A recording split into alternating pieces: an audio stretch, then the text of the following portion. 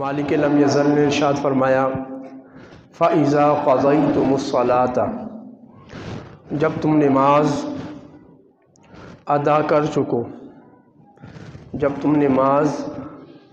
پڑھ چکو، فَاذْكُرُوا اللَّهَ،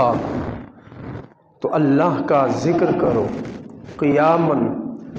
کھڑے کھڑے، وقعوداً اور بیٹھے ہوئے، وعلی جنوبکم اور اپنے پہلوؤں کے بل لیٹے ہوئے، فَإِذَا اطْمَأْنَنْتُمْ، اور پھر جب حالت جنگ ختم ہو اور تمہیں اطمینان کی حالت میسر ہو، فَأَقِیمُوا الصَّلَاةَ، تو نماز اپنی اصلی حیت کے مطابق ادا کرو، اِنَّ الصَّلَاةَ، بے شک نماز، کانت علی المؤمنین کتابا موقوتا، مومنوں پر مقررہ وقت پر فرض کی گئی ہے۔ نماز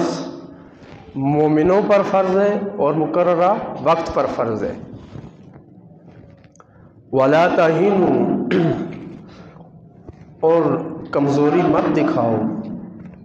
فِي ابْتِغَاءِ الْقَوْمِ، کافروں پر حملہ کرنے میں، ان تکونوا تعلمون، اگر تمہیں دکھ پہنچتا ہے، تکلیف پہنچتی ہے، فإنہم یعلمون،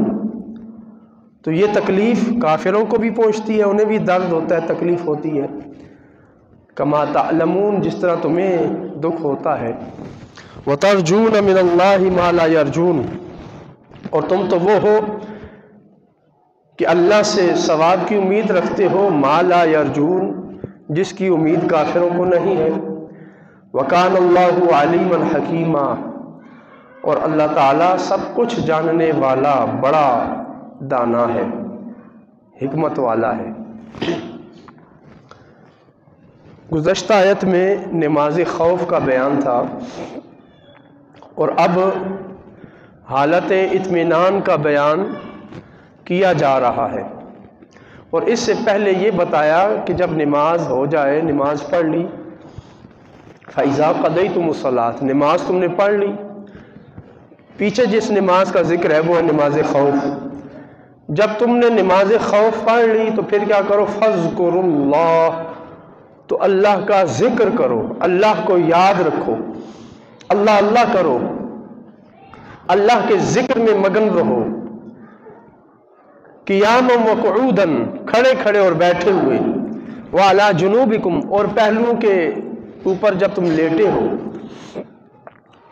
یعنی نماز خوف جب ادا کی اور خوف کی حالت ہے تو تمہاری زبان پر اللہ کا ذکر ہونا چاہیے، ہر حالت میں۔ تم سامنے سیسا پلائی ہوئی دیوار بن کے کھڑے ہو تو اللہ کو یاد کرو، دشمن کی تاک میں بیٹھے ہو اللہ کو یاد کرو، وَعَلَى جُنُوبِكُمْ، اور لیٹ کر دشمن کی جاسوسی کر رہے ہو تو پھر بھی اللہ کا ذکر کرو، دشمن کا خوف تم پہ حاوی نہ ہو بلکہ اللہ کا ذکر غالب ہو، اللہ کا ذکر غالب ہو، حالت تمہاری بدلتی جائے، زبان تمہاری اللہ کے ذکر میں مصروف رہے، کھڑے ہو، بیٹھے ہو، لیٹے ہو، تمہاری حالتیں مختلف ہوتی جا رہی ہیں لیکن اللہ کا ذکر رکنا نہیں چاہیے، کہ نماز بھی اللہ کا ذکر ہے، فرمایا اقیم الصلاۃ لذکری، میرے ذکر کے لیے نماز پڑھو، اور نماز کے بعد بھی کیا کرو، اذا قضیتم الصلاۃ فاذکروا اللہ، جب نماز پڑھ چکو پھر بھی اللہ کو یاد رکھو، تمہارے پیش نظر اللہ ہونا چاہیے۔ ہم نماز میں ہوتے ہیں، پر نماز میں ہوتے ہیں، دھیان ہمارا کہیں اور ہوتا ہے، تو اللہ فرماتا ہے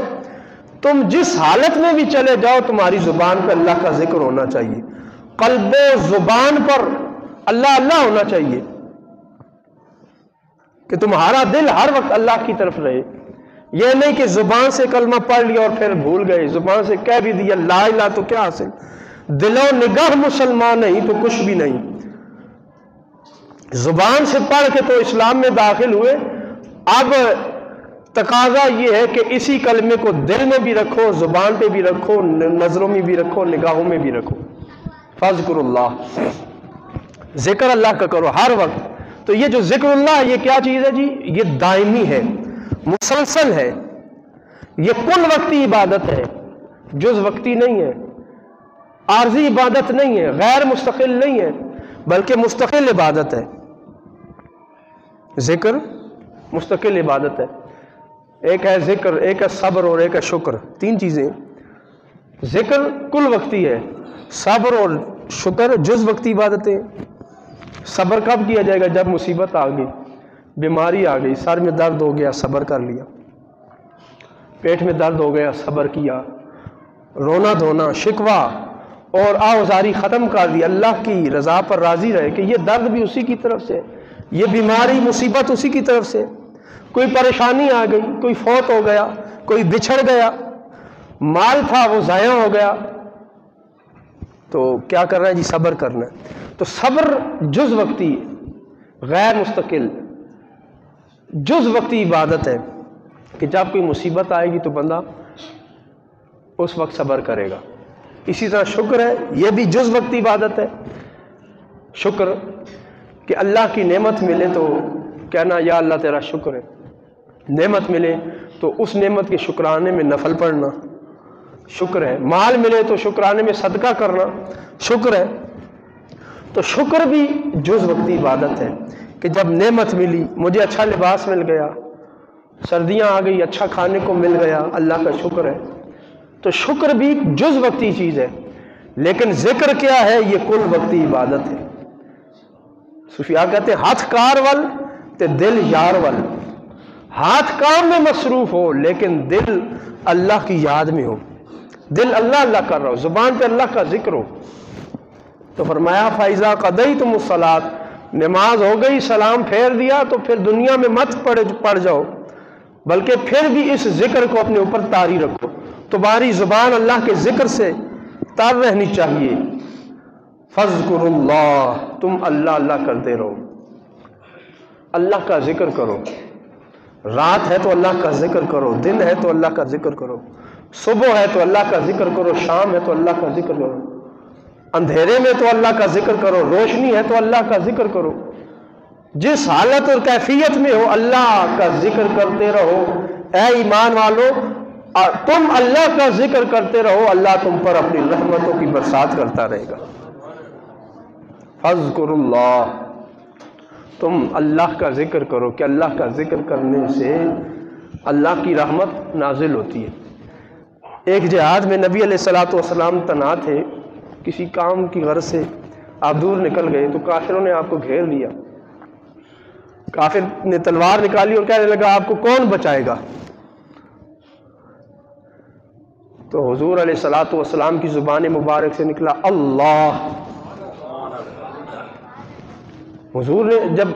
اس میں اللہ فرمایا نا تو اس کافر کے بدن پہ کپ کپی طاری ہو گئی، لڑکھڑانے لگا، تلوار ہاتھ سے گر گئی۔ نبی علیہ السلام نے قدم بڑھایا، تلوار اٹھائی اور فرمایا یہ بتا کہ تجھے اب میری تلوار سے کون بچائے گا؟ یہ موقع دیکھ کر اس کا دل پسیج گیا اور وہ مومن ہو گیا۔ تو مومن کی شان یہ ہو کہ ہر وقت اللہ کے ذکر میں ہو، اللہ کے ذکر میں ہو، اللہ اللہ کر رہا ہو۔ نبی علیہ السلام نے فرمایا اذا رؤوا ذکر اللہ، اللہ کے بندے وہ ہیں جنہیں دیکھا جائے تو اللہ یاد آ جائے، جنہیں دیکھا جائے تو اللہ یاد آ جائے۔ اور وہ اسی لیے یاد آئے گا جب بندہ ذاکر ہوگا، اللہ کا ذکر کرنے والا ہوگا، ہر وقت اللہ کے ذکر میں مصروف ہوگا، ہر وقت اللہ تعالیٰ کے یاد میں مصروف ہوگا۔ تو یہ حالت اللہ تعالیٰ ہم سے چاہتا ہے۔ فَإِذَا قَضَيْتُمُ الصَّلَاةَ، جب نماز ادا ہو جائے تو کیا کرو؟ فَاذْكُرُوا اللَّهَ، تو پھر اللہ کا ذکر کرو، قیاماً کھڑے کھڑے، وقعوداً اور بیٹھے ہوئے، وعلیٰ جنوبکم اور پہلوؤں پر، فَإِذَا اطْمَأْنَنْتُمْ حالت خوف ختم ہو، اطمینان آ جائے، فَأَقِیمُوا الصَّلَاةَ تو پھر تم نماز قائم کرو، حسب دستور 5 وقتوں میں جتنی رکعتیں تمہیں بتائی گئی ہیں وہ ادا کرو۔ ان الصلاۃ کانت علی المؤمنین کتابا موقوتا، کہ بے شک نماز مومنوں پر فرض ہے، موقوتا مخصوص وقت میں، مخصوص حیت اور حالت پر۔ نماز کے متعلق یہاں 2 خصوصیتوں کا ذکر فرمایا، کتاباً فرض ہے، موقوتاً مخصوص وقت میں۔ کتاب کا مطلب تو یہ ہے کہ نماز کی ادائیگی تم پر فرض ہے، تمہاری مرضی نہیں ہے کہ دل کیا تو پڑھ لی، دل نہ کیا تو چھوڑ دی۔ 5 وقت کی نماز تم پر فرض ہے، یہ شہنشاہ مالک الملک کا حکم ہے۔ یہ نہیں کہ موج مستی میں آئے تو پڑھ لی، دل نہیں کیا تو چھوڑ دی، ہر حالت میں تم نے پڑھنی ہے، دل کرے نہ کرے، گرمی ہو یا سردی ہو، خزاں ہو یا بہار ہو۔ اسی لیے اقبال نے کہا یہ نغمہ فصل گل و لالا کا نہیں پابند، یہ کلمہ جو ہے یہ کسی موسم کا پابند نہیں ہے۔ بہار ہو کہ خزاں لا الہ الا اللہ، بہار بھی ہو تو اللہ کا ذکر، خزاں بھی ہو تو اللہ کا ذکر، ہر موسم میں اللہ کا ذکر تم پر فرض ہے، اور یہ اللہ کا تاکیدی حکم ہے کہ تم پر یہ فرض ہے، اس کی ادائیگی تم پر لازم ہے۔ اور آگے فرمایا موقوتا، یہ مخصوص وقت میں فرض ہے، مخصوص وقت میں، اس کی ادائیگی کے لیے اوقات مقرر ہیں، وقت مخصوص ہیں، ان وقتوں میں تم نے نماز ادا کرنی ہے۔ اس لیے ہر نماز کو ادا کرنا اپنے وقت پر فرض ہے، یہ نہیں کہ جب جیتا اٹھ کر نماز شروع کر دی، بلکہ پہلے دیکھنا بھی ہے کہ جو نماز پڑھ رہا ہوں اس نماز کا وقت بھی ہے یا نہیں ہے۔ 5 نمازیں فرض ہیں اور اپنے اپنے وقت پر فرض ہیں۔ ہمارے ہاں ایک گروہ ایسا ہے جس نے 5 نمازوں کو 3 وقتوں میں کر لیا، ظہر اور عصر کی نمازوں کو ملا کر ظہرین کا نام رکھ لیا، مغرب اور عشاء کی ملا کر مغربین رکھ دیا۔ یہ آیت بتاتی ہے کہ اللہ نے ہر نماز کو اس کے وقت میں فرض کیا ہے اور اس کے وقت میں ادا کرنی ہے۔ اللہ تعالیٰ انہیں ہدایت دے کہ ان آیات میں غور کریں، قرآن پڑھیں اور نماز کو اپنے وقت پر ادا کریں۔ ہر نماز اللہ نے اپنے وقت پر مخصوص حالت میں فرض کی ہے۔ امن کی نماز مخصوص ہے، سفر کی نماز مخصوص ہے، حالت خوف کی نماز جس کا ذکر پیچھے گزرا مخصوص ہے، اور حالت امن کی نماز مخصوص ہے۔ اللہ رب العزت نے کچھ نمازیں ہم پر فرض کی ہیں، کچھ واجب ہیں، کچھ سنت ہیں، کچھ مستحب ہیں، نفلی ہیں۔ جو فرض ہے فجر، ظہر، عصر، مغرب اور عشاء، جو واجب ہیں ان میں وطر ہے، اور نماز عیدین 2 عیدیں جو فطر اور اضحیٰ وہ ہم پر واجب ہیں۔ اسی طرح کچھ نمازیں فرض عین ہیں، کچھ فرض کفایہ ہیں۔ نماز جنازہ یہ فرض کفایہ ہے، نماز جنازہ فرض کفایہ ہے، اور نماز فرض جو ہے یہ فرض عین ہے کہ ہر بندے سے اس کے بارے میں پوچھا جائے گا۔ جیسے آج ہمارا کوئی فوت ہو جائے، ہم جنازے پہ جاتے ہیں، اس کے سامنے ہوتے ہیں کہ اس کو پتہ چل جائے میں جنازے میں آیا تھا، اس کے وارث کو دکھانے کے لیے ہم کہ میں آیا تھا، کہیں میری غیرحاضری نہ لگ جائے۔ وہ نماز جو ہم پر فرض کفایہ ہم نہ بھی پڑھے تو کوئی حرج نہیں، دوسرا پڑھ لے تو ہماری طرف سے بھی ادا ہوگی۔ ڈر صرف ہوتا ہے وارثوں کا کہ وہ یہ نہ کہے یار وہ ہماری جنازہ میں نہیں آیا، تو پھر مالک الملک، شہنشاہ کل عالم، خلاق جہاں اللہ تعالیٰ کا ہم پر کوئی خوف نہیں رہا کہ ہم نماز فرض جو فرض ہیں وہ تو پڑھتے نہیں ہیں، اور جمگٹھا بنا کے فرض کفایہ پہ پہنچے ہوتے ہیں، اور وہاں پر عجیب قسم کی ایک حالت ہوتی ہے۔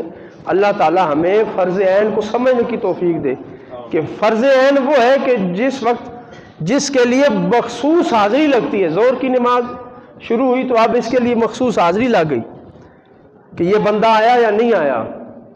عصر کی نماز کی حاضری، مغرب کی حاضری، عشاء کی حاضری، روزانہ 2 مرتبہ فرشتے یہ حاضری لگانے آتے ہیں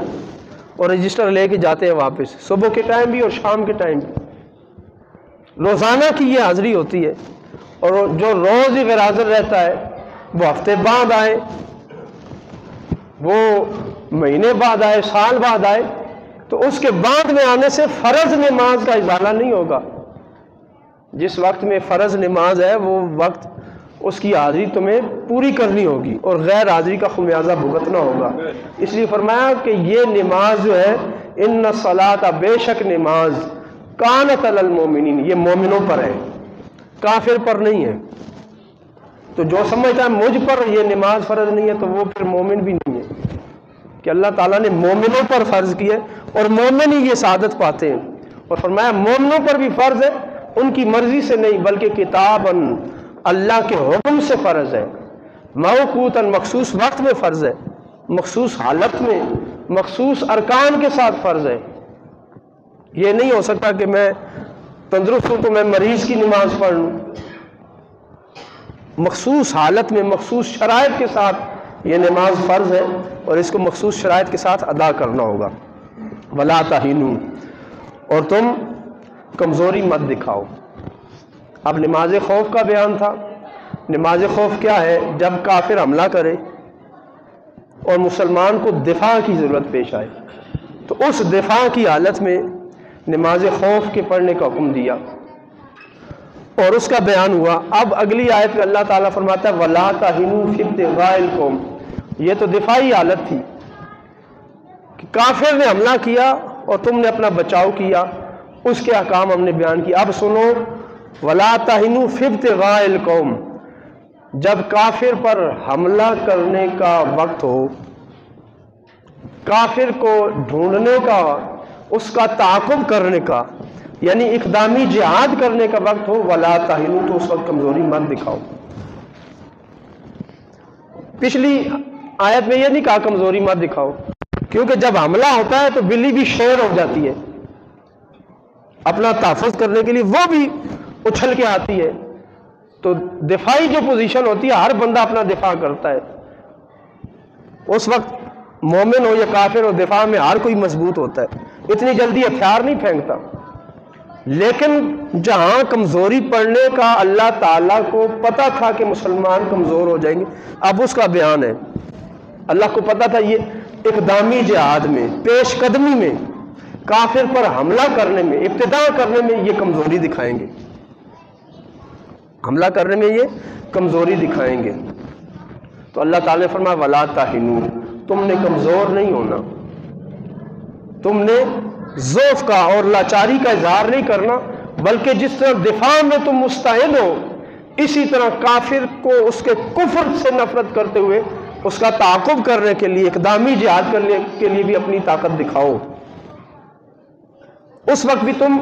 ان پر چڑھائی کرنے کے لیے، حملہ کرنے کے لیے، ان پر دین اسلام کو غالب کرنے کے لیے، دعوت دین کے لیے بھی تم جہاد کرو اور اس میں سستی مت دکھاؤ۔ کمزوری کا بالکل خیال مت کرو کہ ہم کمزور ہیں، جیسا کہ حضور علیہ الصلوۃ والسلام کا وصال ہوا، کچھ عرب کے قبائل نے کہا جی ہم زکوٰۃ نہیں دیں گے، حالات بڑے خراب تھے۔ تو حضرت سیدنا صدیق اکبر رضی اللہ تعالیٰ عنہ نے مشورہ کیا، بلایا، تو سب نے یہ کہا کہ یہ وقت نہیں ہے حملہ کرنے کا، یہ وقت نہیں ہے کہ ہم ان پہ جا کے باہر جا کے چڑھائی کریں، ہمیں اپنے گھر کو مضبوط کرنا ہوگا، یہ وقت مضبوط کرنے کا اپنے آپ۔ تو حضرت ابو بکر صدیق رضی اللہ تعالیٰ عنہ، صرف آپ کا یہ ذاتی فیصلہ تھا، آپ نے مرتدین کے خلاف لشکر روانہ کر دیا،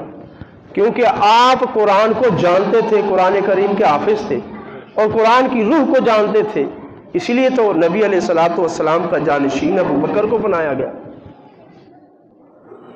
کہ کچھ فیصلے ایسے تھے کہ حضرت ابو بکر رضی اللہ تعالیٰ عنہ کو حضور کے ممبر پہ، حضور کی مسند پہ بٹھا کے اللہ تعالیٰ نے ظاہر کرنے تھے۔ حضرت عبداللہ ابن عباس رضی اللہ تعالیٰ عنہ فرماتے، یہ جو سورہ فاتحہ میں ہم پڑھتے ہیں اہدنا الصراط المستقیم، ہے اللہ ہمیں صراط مستقیم دکھا، یہاں مختلف اقوال ہیں۔ حضرت عبداللہ ابن عباس رضی اللہ تعالیٰ عنہ فرماتے ہیں کہ صراط مستقیم سے مراد رسول اللہ صلی اللہ علیہ وسلم ہے، وصاحبہ ہو، اور حضور کے دو صحابی حضرت ابو بکر اور حضرت عمر رضی اللہ تعالیٰ عنہ ہیں۔ صراط مستقیم یہ ہے، ابو بکر و عمر ہے۔ حضرت ابو بکر کیوں ہے کہ انہوں نے بھی کفار پر سختی کی ہے، شدت کی ہے۔ حضرت عمر رضی اللہ تعالیٰ عنہ نے بھی ان فیصلوں پر شدت کی ہے، سختی کی ہے۔ ذرا ایسی کسی نے بات کی تو اس کو بالکل اسی موقع پر خاموش کروا دیا، جبکہ بعد کے زمانوں میں یہ وہن، کمزوری مسلمانوں میں آتی گئی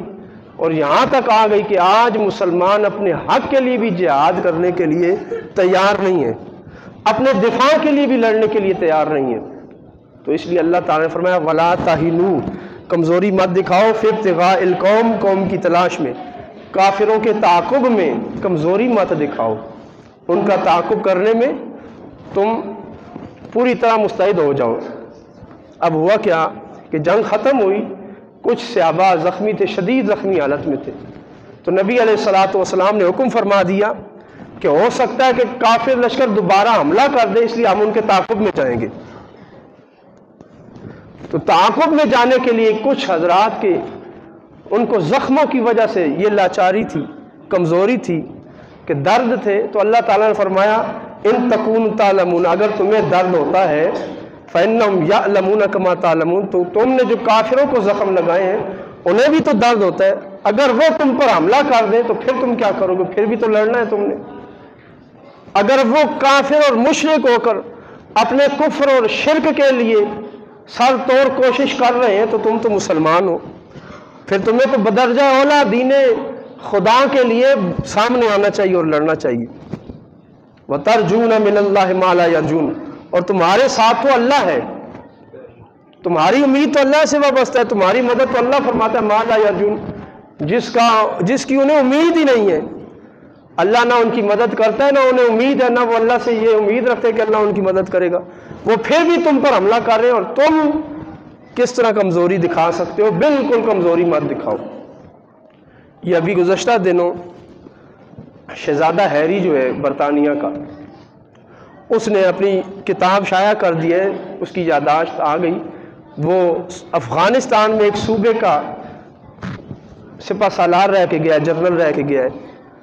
امریکہ کے دور حکومت میں، تو اس نے اپنی کتاب میں لکھا ہے بڑے فخر کے ساتھ کہ میں نے اپنے ہاتھوں سے 25 طالبان مسلمان قیدیوں کو مارا ہے، اور بڑا اس نے فخر کیا اس پہ، ماورائے عدالت قتل ہوا اور اس پہ وہ فخر کر رہا ہے۔ اس کا جواب افغان حکومت نے ان کو دیا ہے، اب اس نے بھی معذرت کر لی اور کہہ رہا ہے کہ مجھے میرے خاندان کو اب خطرہ ہو گیا ہے، میرا یہ بیان جو ہے یہ ختم کیا جائے، اس کو غلط انداز مت دیا جائے، لیکن اس نے بڑے فخر سے کہا کہ میں نے 25 مسلمان مجاہدین کو خود اپنے ہاتھوں سے مارا ہے۔ اب کافر تو فخر کرے مسلمانوں کو مار کے اور دنیا کو بتائے کہ میں نے ان کی گردنیں اڑائی ہیں، اور اس نے پھر یہ بھی بیان دیا طالبان کے خوف سے کہ میں نے تو یہ بیان اس لیے دیا تھا کہ ہمارے جو امریکی فوجی تھے وہ اپنے سابقہ گناہوں کو دیکھ کر خودکشیاں کر رہے ہیں، اس پہ شرمندہ ہیں، جو انہوں نے افغانستان میں کیا اس پہ وہ شرمندہ ہیں اور خودکشی کر رہے ہیں، اور یہ رجحان ہماری فوج میں بڑھ رہا ہے، اس لیے میں نے ان خودکشیوں کو روکنے کے لیے فخریہ انداز میں یہ کہا کہ میں نے تو 25 بندے مارے تھے، تاکہ انہیں بھی حوصلہ پیدا ہو اور یہ بھی اس کو گناہ مت سمجھیں۔ تو غور کریں کہ اللہ تعالیٰ نے 1400 سال پہلے اپنے محبوب نبی کے غلاموں کو کہ جن کے بارے میں کمزوری کا شائبہ تک نہیں، انہیں کہا تھا وَلَا تَهِنُوا فِي ابْتِغَاءِ الْقَوْمِ، کافروں کے تعاقب میں ان کی گردنیں اڑانے میں کمزوری مت دکھانا، اور انہوں نے کبھی کمزوری دکھائی بھی نہیں۔ دراصل صحابہ کو مخاطب کر کے اللہ تعالیٰ نے ہمیں یہ درس دیا تھا کہ تم اس اقدامی جہاد پر کمزوری مت دکھانا، یہ تم میں بیماری آ جائے گی کہ اصل تمہارا جہاد اللہ کے دین کے لیے، محض دنیا کا کوئی حصہ لینے کے لیے، وسائل پر قبضہ کرنے کے لیے مومن جہاد نہیں کرتا بلکہ اللہ کی رضا کے لیے کرتا ہے۔ شہادت ہے مقصود و مطلوب مومن، نہ مال غنیمت نہ کشور کشائی۔ جتنا دفاع آج ہم کر رہے ہیں اتنا تو ہر ملک کر رہا ہے، ہندو بھی کر رہا ہے، سکھ بھی کر رہا ہے، یہودی بھی کر رہا ہے، نصرانی بھی کر رہا ہے، کرسچن بھی کر رہا ہے، بدھ مت والے، بتوں کی پوجا کرنے والے بھی اپنا دفاع کر رہے ہیں، تو پھر مسلمان اور کافر کے جہاد میں فرق کیا ہے؟ وہ یہی ہے، شہادت ہے مقصود و مطلوب مومن، نہ مال غنیمت نہ کشور کشائی، کہ مومن اللہ کی رضا کے لیے، اللہ کے دین کو بلند کرنے کے لیے جہاد کرتا ہے، اور اس میں کمزوری نہیں دکھانی چاہیے۔ حضرت سیدنا امام حسین رضی اللہ تعالیٰ عنہ حضور کے نواسے، جب یزید کا معاملہ آیا تو آپ کے سامنے باقی تمام صحابہ اہل بیت اطہار اور دیگر جتنے بھی تھے ان کا رد عمل سامنے تھا، لیکن حضرت امام حسین رضی اللہ تعالیٰ عنہ نے کربلا کا رخ کیا، اس لیے کہ اگر وہ اس وقت کمزوری دکھا جاتے تو قیامت تک ہمارے لیے کوئی مشن راہ ہی نہ ہوتی۔ اگر دشمن کے خوف سے اور اپنی جان بچانے کے خوف سے